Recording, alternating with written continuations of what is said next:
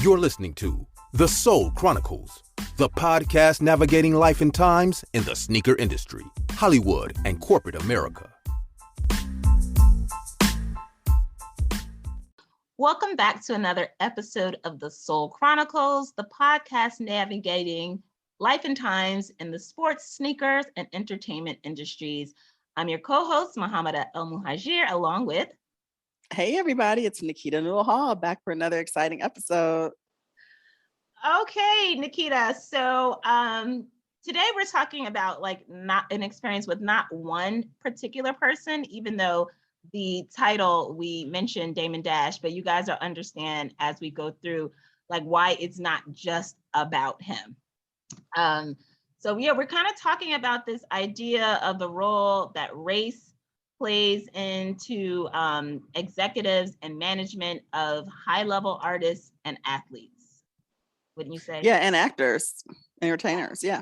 Entertainers, athletes. You know, when you have a superstar, Black actor, entertainer, and you have a management or an executive that is responsible for them, what is the role that race plays? And I know people can say, oh my God, people talk about race all the time, but I think after this episode, we love to get your feedback just to hear us out, guys. But we're going to start off with Damon Dash, right? I think in modern times, in super current, hip hop world, hip hop industry, music industry, there's a lot of, discussion about Jay-Z and Damon Dash and Roc-a-Fella and that split and all the controversy that went behind, their split. And I see a lot of interviews, not just with Jay-Z, not just with Damon, with other people who were involved, where people always at the interviewers are like, what really happened? So we're gonna kind of weigh in what we speculate may have happened with them, similar to what may have happened with a lot of superstar entertainers and athletes. Yeah?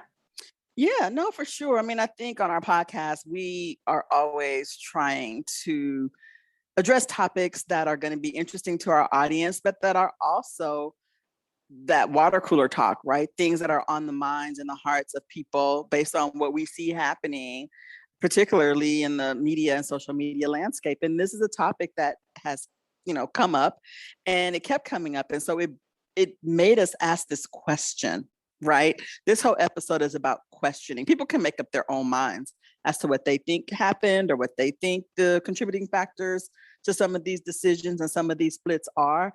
I think we're here just to raise the conversation and to give our point of view. And I think, having worked with both of them, Jay-Z and Damon Dash, in our former careers, it was a really genuine friendship. I mean, based on what I saw with my own eyes. And so when I heard about the split, it was very interesting to me, even though their personality types were very different. In my interactions, Dame was always the really more loud, more vocal one, the one that, I know on several occasions, I have definitely gotten into him and with him and rolled my eyes. Tell us. Okay, this is what I want to hear. Tell me about anything that came to mind of your interaction with Damon. Well, I think we used to fight because, when I was working in the shoe industry, he, had this thing where he wanted these all white sneakers and they would only wear them one time. And so that meant they needed a plethora of them, right? 20, 30 pairs at a time. And I was trying to explain, that's just not how business works. Yeah, this is a mutually beneficial relationship where we're getting something out of it because you're rocking the brand. You're getting something out of it. You're getting it for free. You're having this prestigious relationship with us. That's great. But this is a business and I do have a budget, and you're not the only celebrity I'm working with. Everybody wants these. So I can give you this many, and then it would just be this fight. So, and I always wondered, now that you have Rocawear and you have product and you have celebrity relationships that you want to get your products on, I wonder if you have an unlimited budget that you could just send 500 pairs of something to one person. Maybe you do. I don't know. But that's funny, through the years that often crossed my mind. But the issue was that was, and then we kind of came to a more pleasant place because I lost my mom and he lost his mom. And so I think at some point we kind of put our weapons down and realized, okay, we both were just in a place, right? But in that, I could see like this person has some jerk qualities to them, right? Now, here's the thing. I also respected his business mind, because I do think that he was very convinced of his greatness and the greatness of the artists that they work with and the brands that they could have and how far they could go and what they could contribute by having and owning their own stuff. And so there was a part of me that truly admired that sort of business mind that I was exposed to, right?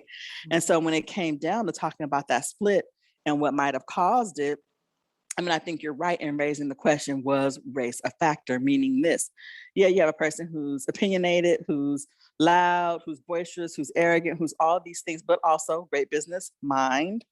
And at some point, does a person of another race get in their ear of the artist to say, hey, do you need this guy?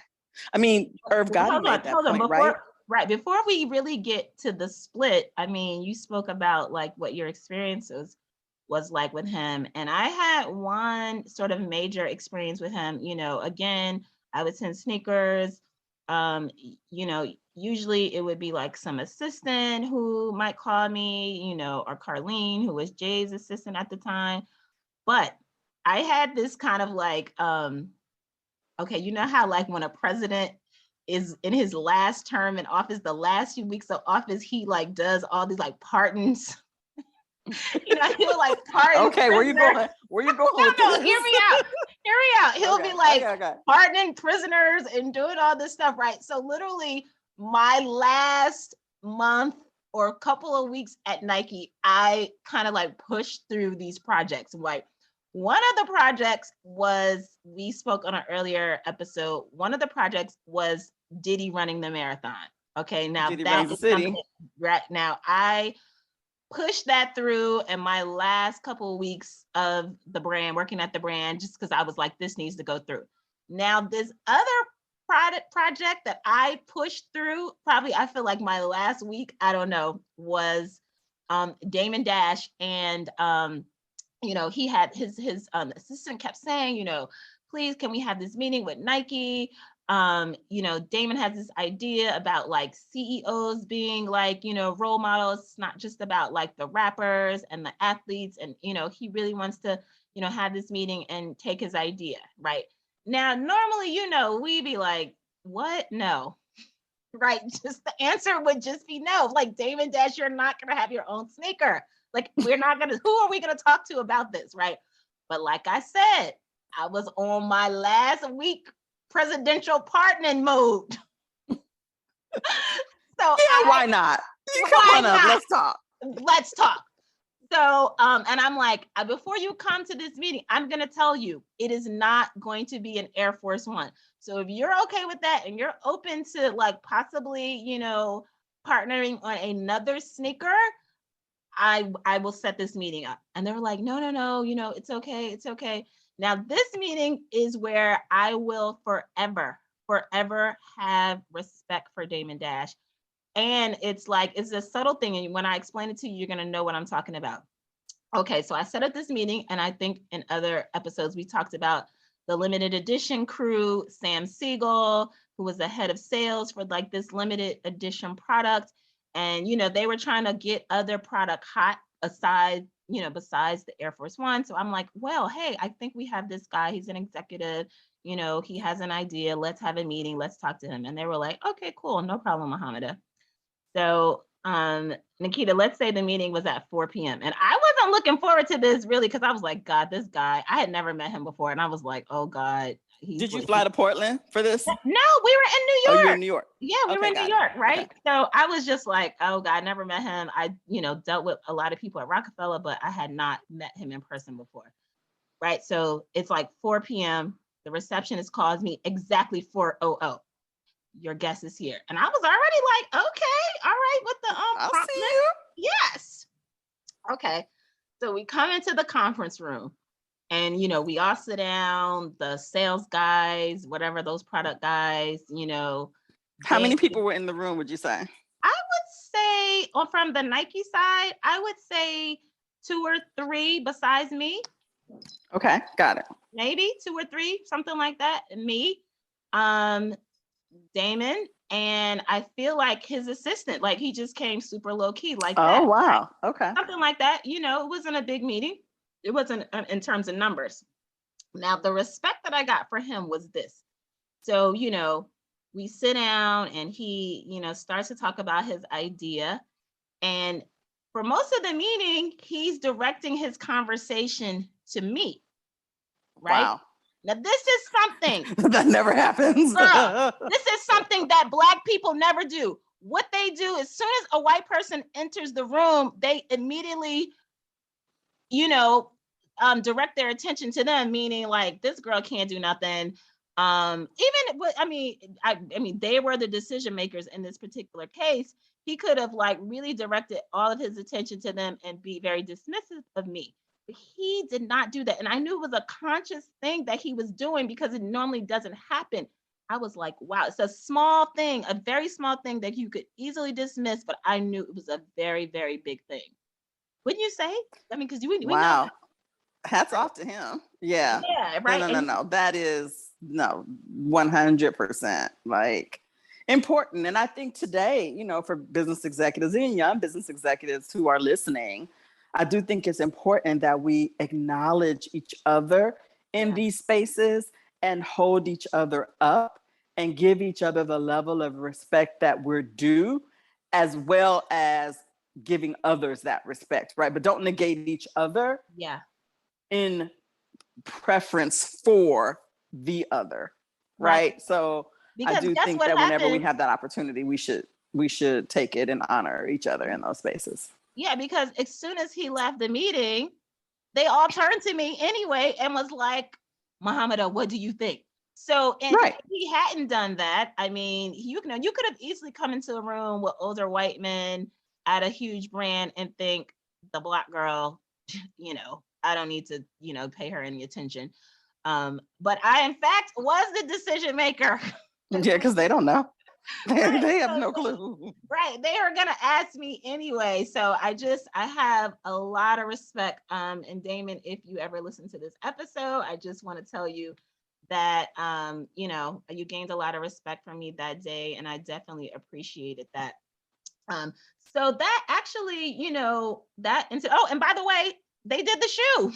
Sorry, I forgot to say that. Shut the front door. Like, first of all, should you have led with that? You're the queen of bearing the lead. Like, I swear on everything I love. Yes. You're the same person who, no, you're the same person who is like, well, I don't know what our season opener should be. I mean, I do have this one time I was at Beyonce and, wait, what? So anyway, about the whole shoe that Nike made for him. They did a shoe. They did details, a shoe. Please. They did a shoe called the CEO, which I think he's still rocking that brand right now with, I see on his social media, him and his like wife and kid, they are like still wearing the CEO brand. So we did the same kind of limited edition partnership that we were doing with other artists at the time. Wow. Yeah, so it was like the CEO, and I mean, like I said, I was on my presidential pardon, so I pushed. He was like, "Come on." I told them this was a good idea, and then I exited stage left. Well, good on you. Good on you, and good on him. I mean, people don't realize what it takes to get an idea from your mind into the atmosphere, into people's hands. Yeah. I mean, that is no easy feat, especially with a large major brand. But I'm so glad you shared that story because I learned some new things today. I'm about to go look up the Nike CEO and see what it looked like. Nike, Damon Dash, Nike shoe. I don't know what. So I'm so glad you shared that because that's going to lend even more context to our discussion today about what do we think actually happened to sever that relationship. You know, it's funny with Damon Dash and Jay-Z, and I think we talked about this and just getting ready for this episode. I think it's like any relationship. If you've ever been in a relationship before, I don't think it's just one thing. I know when I got divorced, people were like, girl, I thought y'all were the best couple in the world. What happened? If I had $1 for every time, I'm like, so many things. I mean, how much time do you have? I mean, really, I don't think it's really ever just one thing. I think there are times when it could be one major event. But when you have a longstanding partnership, I think it could be multiple things. But what got me to thinking that this was a really great topic that you raised, Muhammada, was when I saw Irv Gotti's famous rant a couple weeks ago. Infamous rant about a lot of stuff, but mainly when he mentioned about Jay-Z and how that perhaps there was this kind of whisper in his ear that, hey, you're the talent, you know, do you really need to be splitting this money 3 ways? And wondering like, what was the race and nationality of that voice? If that was the case, could it be that, you know, that is a prime example? And we're asking the question, right? Is that a prime example of other people coming into a very lucrative relationship, business partner, manager, talent, label relationship, introducing this idea, you don't need them. And then maybe taking a step further to introduce an idea, but these are the people that you do need, right? And is that, you know, what happened in that case? And how often does it happen with Black talent where people say to them that your own race of people are not qualified to manage your career at this level? Yeah, the people who brought you here is one thing, but, you know, you can't go on to higher heights with those people. You need to change up and you need to get management that is either white or other, right? But definitely not Black. And so, you know, I can think of a couple people that come to mind where I wonder what happened and if they felt the pressure of caving in and feeling like, you know, that their current management, whether it's their mom, their dad, or just, you know, friends that they came up with, were no longer qualified to take them further, right? And what's the difference between those people and people like a Will Smith or a Queen Latifah, you know, or a LeBron James, who said, no, I'm gonna dance with the one that brung me, right? And again, I love this conversation about if that is the case, right? So I think we want to take the position, like, if that is the case, if Black management and if Black CEOs of your brand cannot take you to the next level, who said? Who said? And what is the thing that they're telling you that is the reason that this person is now unqualified? You know, Muhammad, more than anything, what I normally hear is not so much about business acumen, but it's about attitude. It's about how they present. Do you know what I'm saying? Yeah. I mean, and I heard that, you know, Serena Williams, I mean, biggest week ever for tennis and for her announcing her retirement as she is. And I love the way she put it, evolving into her next phase of life, not retiring, but evolving. I thought that was just really brilliant. But looking at her dad, you know, and hearing, you know, about how his role in their career changed over time. Was it really because he wasn't a student enough to do bigger deals? well, Or was it because? Well, I think, I mean, when we're talking about these kinds of characters, I think there's something, is not just race, right? It's not just, you know, okay, were they Black, you know, and can a Black person do it or not? It's the type of Black person that they are, that the power structure is not willing to negotiate with. And I think that is the difference, right? We see. Right, but don't you think that is race? Because if you have another character type that is of a different race, sometimes that's accepted. It's like, oh, that person is just a pit bull, or that person is just eccentric, right? No, but I mean, there's some like people who might have managers or you know, agents or something like that, who may be Black, who may be the same race as them, but they are like more subtle and, you know, more diplomatic in their behavior that is allowed. You see what I mean? I'm saying no, I think we're saying the same thing. Yeah, so that's what I mean. So there's some people that, like, you know, the, you know, corporate America, white power structure, white supremacy, whatever, they are not gonna be dealing with. You've seen this like famous famous videos of like Damon Dash at like Def Jam office screaming his lungs out. Now he probably was 100% right. Like I don't think they probably should have been having a meeting talking about his artist without him. He probably, but like they don't care how right you are. They like are not. They are not having being Muhammad, do you know how many agents we have seen, non-Black agents, screaming? I sat outside the door of a lady. I didn't work for her, but I sat outside her door because the person I worked for was next to her. When I tell you this trick threw stuff at her assistant, cussed out, went and got a sandwich, didn't have no tomatoes on it, threw the sandwich at the person. I mean, ranting, raving, maniac, but because they made millions of dollars for the agency, people literally thought it was cute and funny. Yeah, but no, that's not allowed for us. So I think that is like really the underlying topic of what we're talking about here. What that behavior is not allowed when it comes to Black executives, Black people, but definitely Black executives.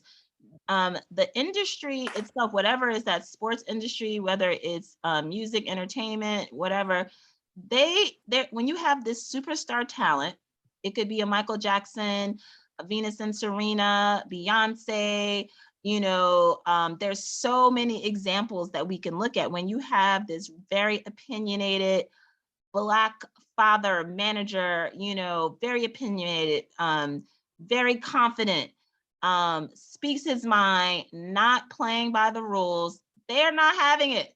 They don't care. They are not having it. They will they will get them out of the picture. And it's probably so subtle.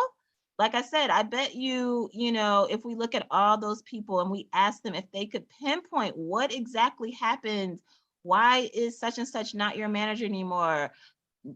Including Damon, Jay-Z, like they probably can't really figure out because I think it's really subtle. And at the end of the day, it's that same idea that they're like, no, we are not dealing with no Black person who's going to be like not doing what we say in the way that we say it. So I think that, plays a role, especially when it comes to Richard Williams, girl. Oh, yeah, that was a good one. He wasn't playing. He was definitely marching to the beat of his own. Well, Joe Jackson. I mean, he was marching to the beat of his own drum. I think, I had heard, and I don't know, Vince Carter's mom, I think was his manager at one point. And I heard she was a stickler, not in terms of ranting and raving, but just in terms of being a fierce negotiator, Well, I think I don't remember. I was at the brand at the time when they were negotiating the deal. And I feel like, I think his mom, Vince Carter's mom, was some kind of like businesswoman, and how the brands, what they're used to dealing with, a lot of basketball players coming straight out the ghetto, straight out the hood, they can just wave a check at some parent and like do whatever they want. But I think in this case, this was like, a well-read person who wasn't like just kowtowing. And I would hear, people complaining about her. Sorry if this is a lot of years ago anyway, but it's just like, again, this opinionated, a confident Black person, which, okay, I'm gonna take this all the way back. If you go back to the plantation days, they had a term for this and they call it uppity niggas, right? And I mean, people literally get beat down for, being too confident. Can you imagine? So I think so much of that culture is still a part of our society today. And people are like, who you think you are? No, Right. So. And I think too, for a lot of talent and athletes, I mean, listen, these are people who have worked their entire lives. This is the kind of discipline and dedication most of us will never know in terms of getting to the height of their actual careers. And, they get to a point where it's like they are ready to go to the next level. And they are going to believe whatever is told to them. And if they get told that in order to go to that next level in your career or in your sport, you're going to have to surround yourself with someone else. 9 times out of 10, they will do it. I think it takes a very special person to realize the fact of the matter. I am the talent. I don't care who stands beside Beyonce. They're going to take the phone call. I could be Beyonce's manager at this point. because she's the one that they want. And so therefore, the reality of thinking that, okay, well, they're not going to do it. No, I'm not saying the system is not in place to keep you out. I've seen it myself. Well, what did you ever happen? Where labels, where people would get in your ear. Did you ever hear what actually happened with like, what is this, Matthew Knowles? Like, I never quite really heard anything. No, I didn't know if it was a situation, because I think there's so many possibilities, right? So one, you're dealing with several kinds of dynamics. Number one, this is a parent-child relationship. Mm-hmm. And I can tell you as a parent, it comes a time where your kid does not want you in their business. Mm-hmm. I mean, so you ain't got to be famous to figure that one out. Right. So that's one. And then the mother and father dynamic, I know they got a divorce. Right. And so again, you don't know where those loyalties lie. Mm-hmm. And then three, this concept that we're talking about, being vocal, having built your child's career from nothing to what it is today, and having a distinct point of view. And were there forces at work that said, well, you know what, we're not going to work with this kind of character. You need to get somebody else. Mm-hmm. Right. I don't know. I mean, I think that's why we're having the conversation, just because it's interesting, you know, to consider what the possibilities are in some of these cases and to see what the parallels are. Yeah. Yeah. So yeah, well, but I like, you know, one thing that we said, you know, when it does come down to it, you know, having people who are very opinionated or who are kind of crazy. I mean, you brought to the discussion Ozzy Osbourne's former manager, who apparently, I don't know, because I don't follow Black Sabbath and what they was all about, but apparently was a ranting maniac, right? According to what I've read. Yeah, Don Arden, who was Sharon Osbourne's father, who had a management, I think he was an agent too. And he was just known to be like we said, we talked about agents before, working at an agency, but he was just wild. Like I think he was like, his tactics were like, he was using like mafia tactics with his artists, you know, probably messing around with money too, but he would just be wild and like, you know, and this is the point that we're making is it is 100% acceptable for executives, agents, managers, when they are not Black, to be, you know, loud, opinionated, wild. You know, it's amusing even at times. So, you know, he's just one example of someone. I'm sure people who know music history, you know, who may be familiar with Don Arden, you know, and his legacy, will know the kind of, you know, manager, agent that he was, kind of man that he was. And you can see that it, you know, it probably was far beyond any of these people that we're talking about. But yeah, I mean, this is behavior that is acceptable in the industry. But when it comes to like a Black person, especially a Black person who is managing a talent that the industry wants, yeah, I think it becomes a very different dynamic. Yeah, 100%, you know, and I mean, I think like when you talk about the freedom to be who you are and accept eccentric personalities, look, nowhere in this podcast are we suggesting that people go around acting a clown, cussing folks out, being disrespectful. That's not what it's about. But it is about being able to express yourself and being able to have a distinct point of view based on your expertise, right? Oftentimes people in these positions have come up the ranks with these artists and these athletes, and they know the business, right? I'm not talking about somebody who just got Pookie off the streets to be his manager and someone suggesting that you upgrade. No, you probably should, for real. But I'm talking about people, Muhammad, like we're talking about, who are bringing all of their passion, who are bringing their foresight, you know, they're bringing their ideas. Oftentimes, I would venture to say a lot of the ideas that some of these discarded managers have brought later probably were realized, right? But it's just that we're not going to do it with you. I mean, it brings me to this idea of the angry Black woman, right? You know, I was having that conversation with a friend who's in the middle of writing a book, a really brilliant friend. And this topic came up and, you know, I just was really put off because, you know, I feel like anger is an emotion. It's my point of view. just like being happy or being sad or any other emotion. And I think it's really inhumane to ask a person, a human, to utilize and pull the lever on some of their emotions, but don't pull them on others of their emotions when it is acceptable for other people to do it. You know, Susan sitting in a board meeting, again, this podcast is about navigating corporate America as well. And this is a concept that comes up often in corporate America.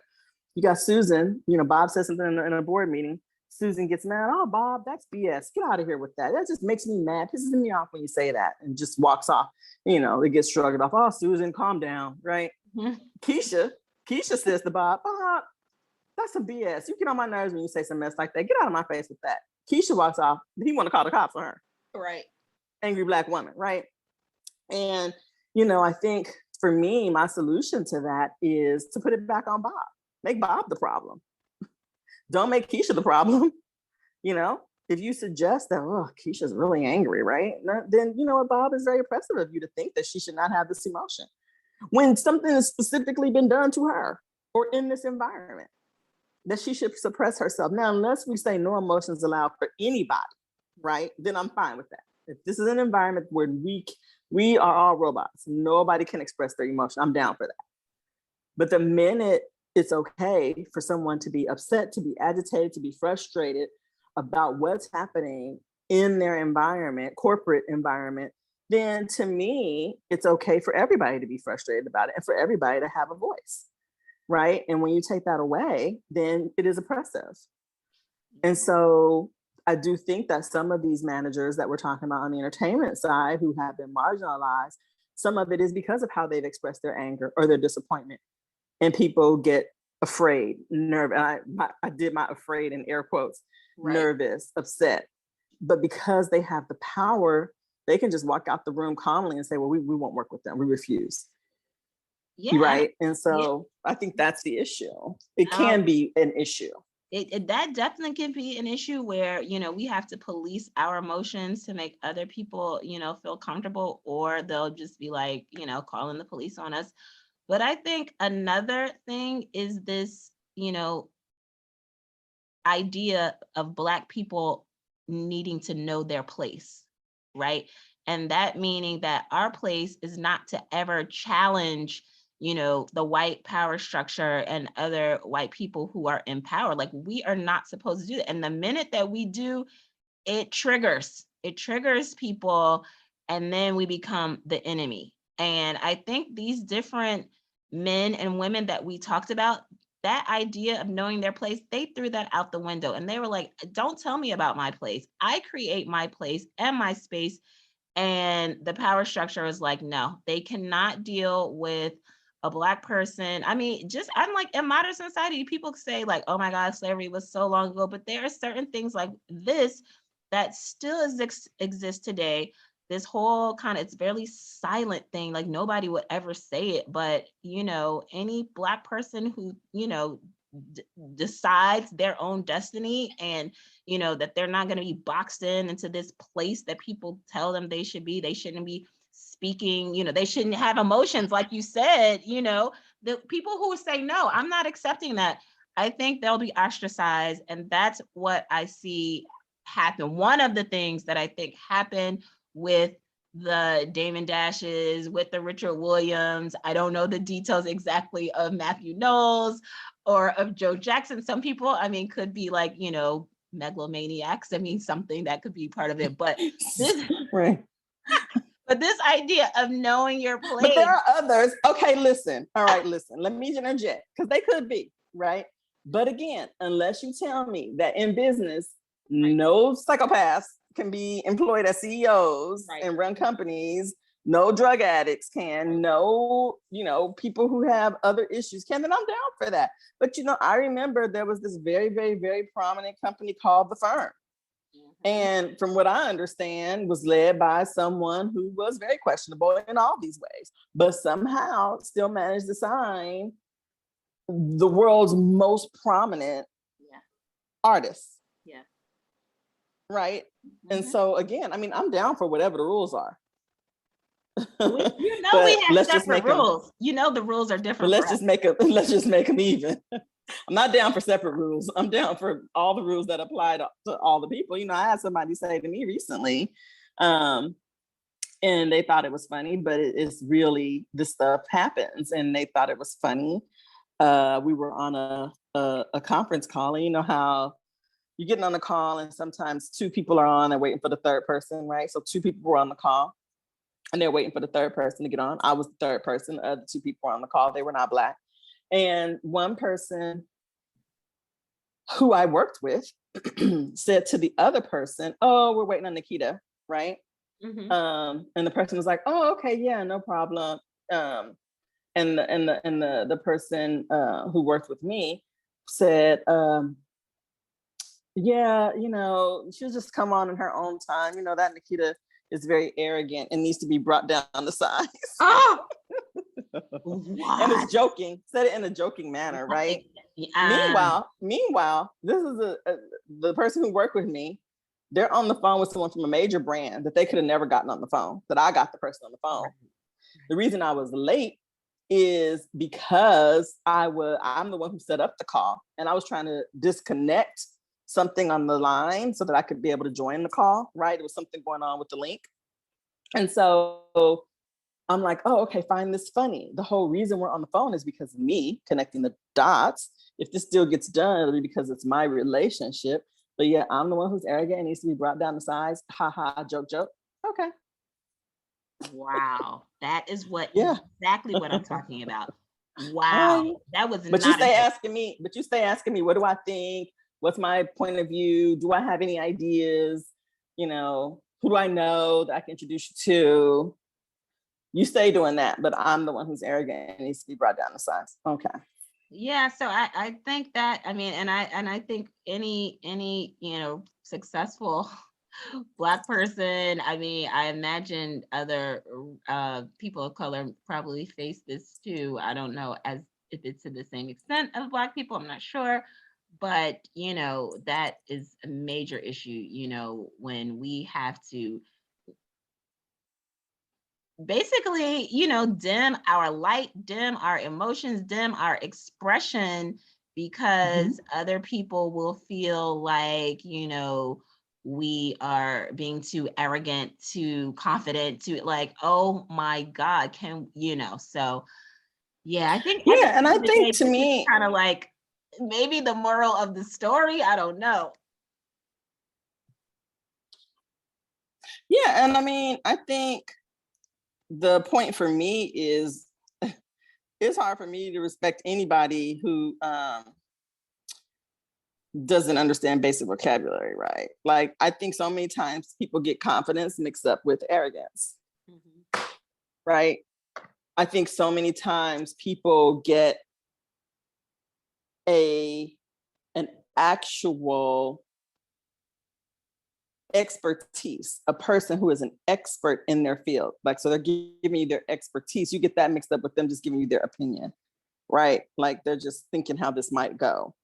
And so when they double down on their expertise because they know and you do not, then you label them as arrogant and as opposed to an expert, right? You'll label someone who has a level of experience that they're drawing from. You'll label them as arrogant as opposed to experienced. And you'll label someone who's just very passionate. You know, as a people, we are very passionate in just about everything we do, right? Even somebody, you tell a joke, you know, it's a bunch of Black people, somebody gonna end up rolling on the floor. Somebody gonna fall out in their chair. Somebody gonna lay their head back and spit out their gum. I mean, it's just part of what makes us so phenomenal and fabulous and amazing, is our spice of life, right? And so a lot of that has to come across, a lot of that comes across in our language. And a lot of it is expressed passionately, right? And so if you're going around the table and you're asking people what they think, then I think the onus should be on others at the table to understand what people from different cultures, how they communicate, right? And what they're actually saying versus, the amount of volume that they have, or the tenor, or the tone. And I think that's work that we all have to do, right? So I love what you said when, the moral of this story, right? Navigating corporate America, sports, and entertainment. When you are someone who has a big personality, who has a lot of ideas, who is very forward thinking, who's trying to bring something into the earth realm that only exists in your mind. And there's a level of frustration for people who just don't get it. Yeah, you do stand a chance of being marginalized and ostracized. Mm-hmm. And I'm hoping that what we're able to do by virtue of this conversation is give those people permission to be outright who they are. Somebody agrees.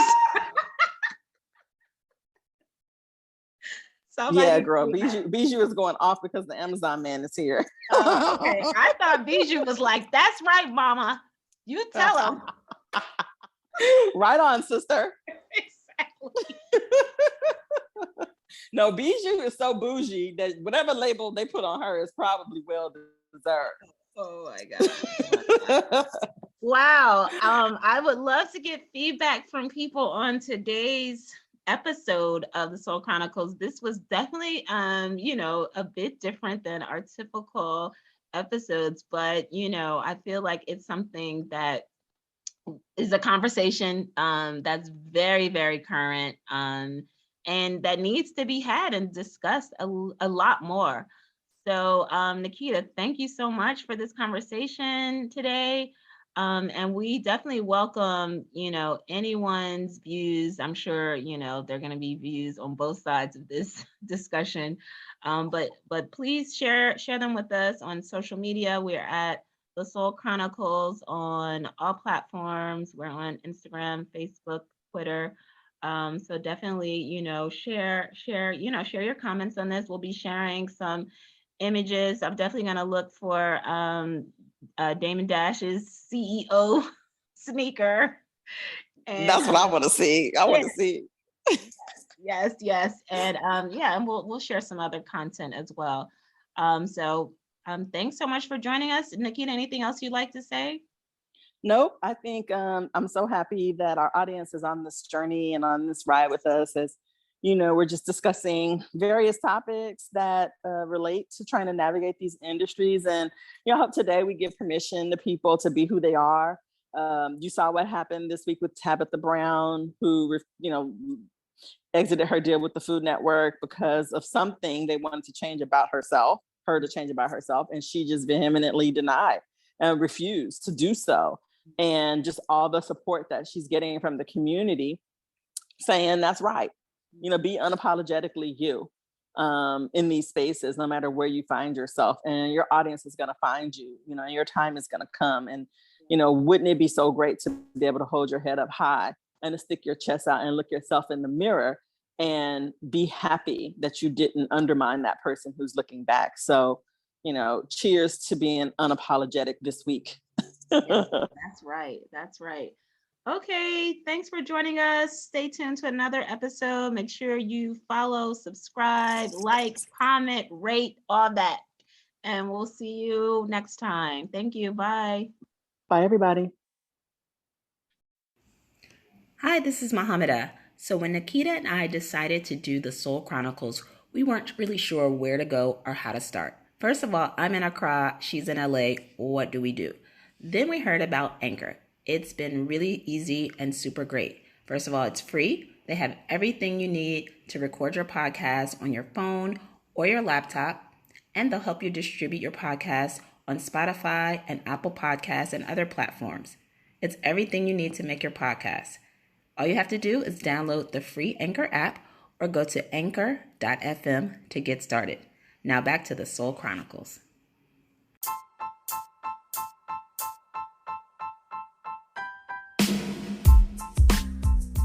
You're listening to The Soul Chronicles, the podcast navigating life and times in the sneaker industry, Hollywood, and corporate America.